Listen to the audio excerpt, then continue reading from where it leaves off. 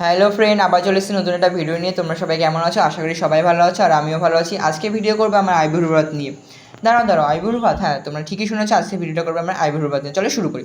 সকাল সকাল মা বাজার করে নিয়ে এসে এরপর আমার দিভাই মাংসগুলো ধুয়ে পরিষ্কার করে নিচ্ছিল, পাশে ভাগনা দাঁড়িয়ে দেখছিল।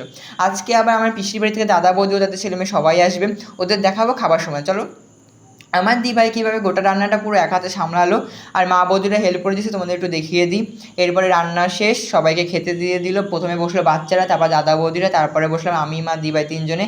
আইবুড়ির মতো থালাটা বৌদিরা নিজেরা সাজিয়েছে।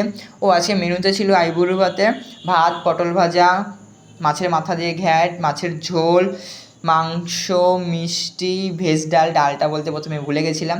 চলো, সবার খাওয়া দাওয়া শেষ হয়ে গেছে। এবার দাদা বৌদিরা বাড়ির দিকে রওনা করলো। ওদের অটোতে উঠে দিয়ে আসলাম। ও হ্যাঁ, তোমাদের এবার আসল কারণটা বলি। আমার মেজো পিসেমশাই মারা গেছে, তাই দাদাদের মামার বাড়ি খেতে হবে, না খেলে এক বছরের মধ্যে ওরা অন্য কোথাও খেতে পারবে না। এই কারণে নেমন্তন্ন ছিল আজ আমাদের বাড়িতে। আর বৌদিরা একটু মজা করে বললো, চলো আজকে তোমার আইবুড়ো ভাত দিয়ে, এটাই ছিল আসল ঘটনা, আর কিছুই না। আজকে আমার কোনো আইবুড়ো ভাত ছিল না। আজকে দিনটা আমরা সবাই মজা করে খুব কাটালাম। চলো দেখা হচ্ছে নতুন ভিডিওতে। ততক্ষণের জন্য চ্যানেলটি সাবস্ক্রাইব করে নোটিফিকেশন অন করে রাখবে, আর ভিডিওটি ভালো লাগলে লাইক দিয়ে দিও।